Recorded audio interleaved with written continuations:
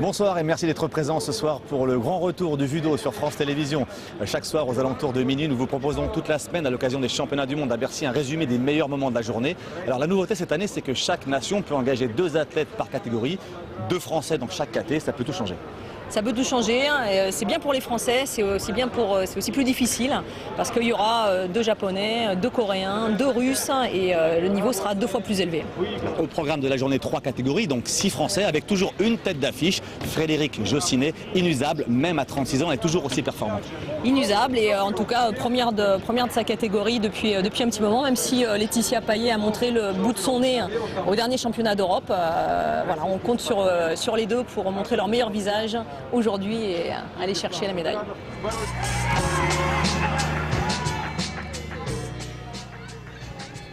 À 35 ans, bientôt 36, l'inusable Frédéric Jossinet est toujours aussi ambitieuse et déterminée.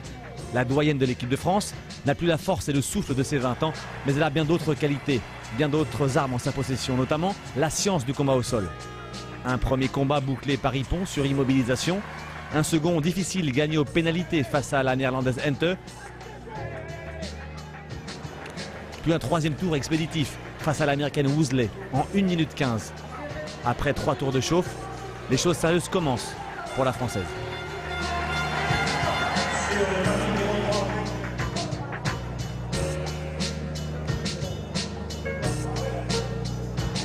Et Frédéric Jossinet qui là c'est l'heure de vérité pour elle puisqu'elle est en quart de finale et elle affronte la championne du monde japonaise Tomoko Fukumi. 2 filles qui se connaissent bien, qui se sont déjà affrontées 3 fois. C'est la japonaise qui mène 2 victoires à 1, notamment leur dernière confrontation. C'était du reste le dernier combat de Fred Jossinet en compétition. C'était au mois de mai à Moscou. Et c'est Fukumi qui l'avait emporté. Ah, c'est un combat difficile. Fukumi, elle est numéro 2 sur la ranking list. C'est, voilà, comme on dit, c'est une cliente. Maintenant, pour être championne du monde, il faut battre tout le monde. Et Fukumi désignée comme l'héritière de Ryoko Tamura, 6 fois championne du monde, 2 fois championne olympique. Un héritage lourd à assumer.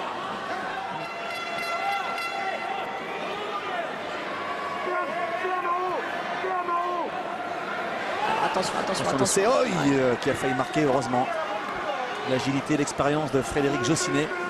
On est à mi-combat, rien n'est marqué, aucun avantage ni pour l'une ni pour l'autre. C'est un combat de chef entre l'ancienne génération, Fred Jossinet et la relève.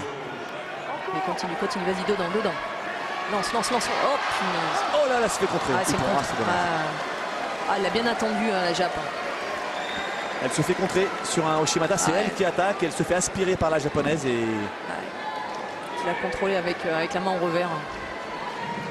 Fukumi, la plus forte, la relève, l'explosivité plus forte que l'expérience. Frédéric Jossinet s'arrête en quart de finale, mais ça lui permet d'être repêché, d'avoir l'assurance de disputer le repêchage. Oui, tout à fait.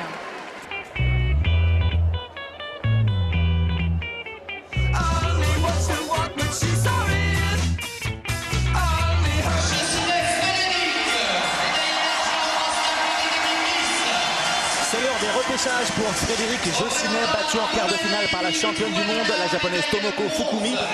Elle affronte à ce stade des repêchages en finale de tableau de repêchage la championne olympique, la roumaine Alina Dumitru. Un duel au sommet entre 2 filles qui se connaissent très très bien.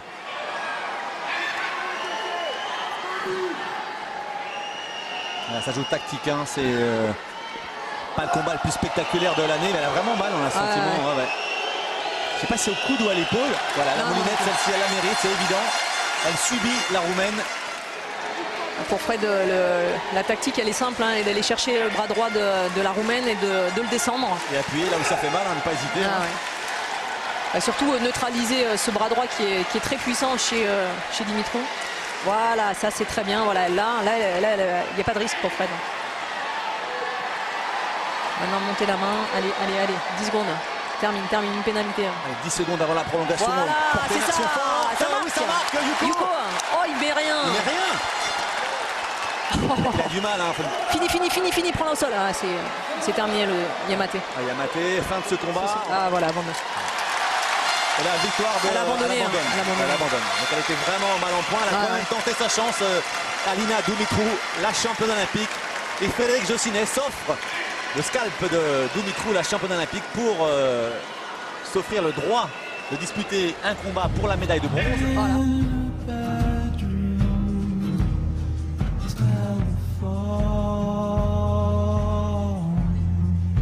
La grande ovation pour une grande dame du judo français, Frédéric Jossinet, pour ce qui sera certainement son dernier championnat du monde.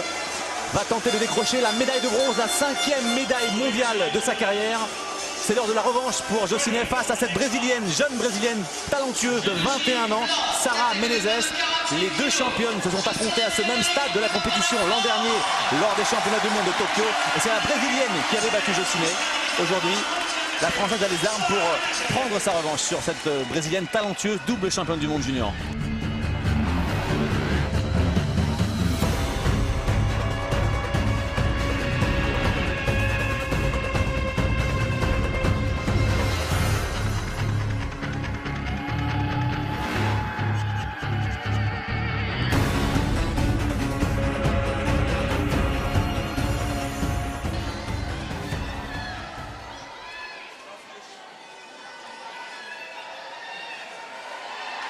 Il faut passer cette main droite derrière.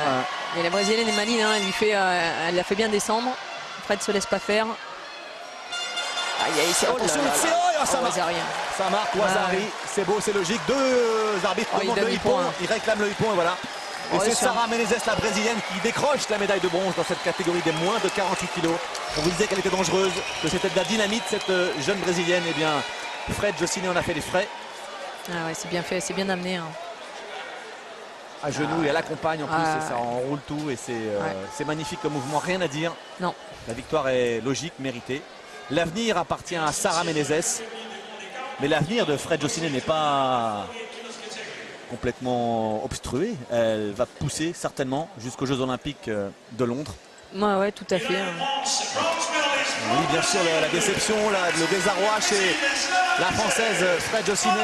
Mais aujourd'hui, encore une fois, elle a montré plus que du courage et l'abnégation, et surtout elle a montré qu'elle restait la meilleure Française des 6 Français engagés aujourd'hui. Exactement. Elle est celle qui obtient, hommes, femmes confondus, le meilleur résultat. Bravo Fred Jossinet. Je pense pas que ça va la consoler quand même. Je sais que physiquement, j'étais vraiment très bien. C'est pour ça que ça me peine un petit peu le résultat final, parce que vraiment je me suis sentie hyper affûtée. Je sortais des combats, j'étais pas vraiment fatiguée. Le judo, ça demande quand même, il y a un gros impact physique. J'étais vraiment très très bien, quoi. Physiquement, j'ai pas été du tout usée, pas fatiguée. Après, je pense que techniquement et un peu sur moi, je pense plus tactiquement, il y a des petits trucs à remettre en forme et en place pour la suite.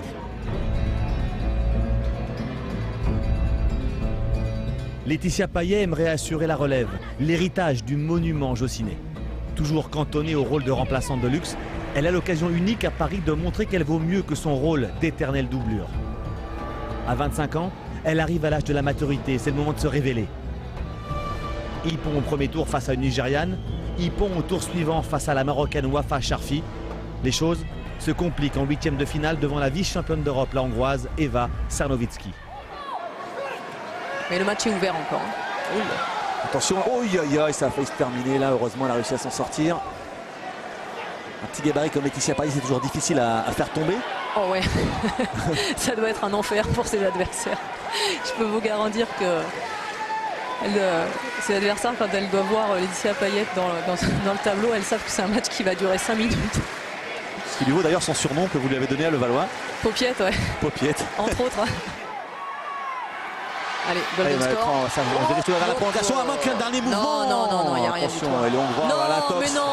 Non, le Yuko. Mais non, bien sûr. Non, annulé, heureusement, annulé par les deux arbitres de coin. Heureusement, oh là là, elle était... Elle doit souffler là parce qu'elle a commencé à sentir monter Mais ça, c'est voilà. la détresse. Ça, il faut bien le gérer par contre dans la tête, parce que savoir qu'on vient de prendre un Yuko, hein, même s'il est imaginaire, il y en a une pour qui c'est mieux que l'autre. Hein. Alors on repart pour 3 minutes de combat, mais on ne remet pas les compteurs à zéro. Les deux pénalités de Laetitia Payet sont toujours prises en compte. Et attention de ne pas en prendre une troisième, sinon ce serait la fin du combat. Exactement. Donc la pression est sur les épaules de la Française. Bien sûr. Ce ne sera pas le problème. Attention, elle peut la contre, elle contre. Le contre de Laetitia Payet, ça non, ça. L'arbitre avait signifié le maté juste avant. Il y a l'entraîneur hongrois qui n'en peut plus de demander la sanction. Ou là, là, ça devient de plus en plus chaud bouillant pour la Française. Là, deuxième consultation des arbitres. Ah, c'est vrai que ça fait plusieurs fois que la hongroise essaie de charger Laetitia en saudé. Là, on sent mal. On sent très très mal pour la Française. Le coup près va peut-être tomber. On ne lui souhaite pas. C'est la main gauche de l'arbitre qui se lève. Ah, moulinette, on s'est terminé. Sur une moulinette assez sévère.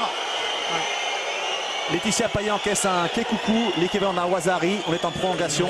Le premier qui marque a gagné, en l'occurrence Eva Skarnovitsky, qui franchit ce tour. Et c'est l'élimination de Laetitia Payet à ce stade des huitièmes de finale.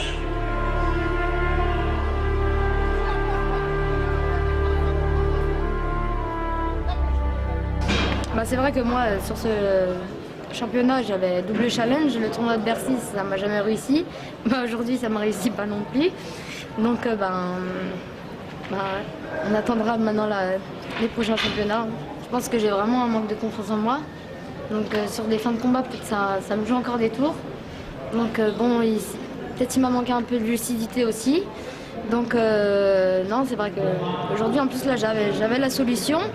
J'ai pas réussi à la remettre en place, donc je vais continuer le travail que j'ai mis en place durant toute la fin de la préparation et jusqu'à que ça payera.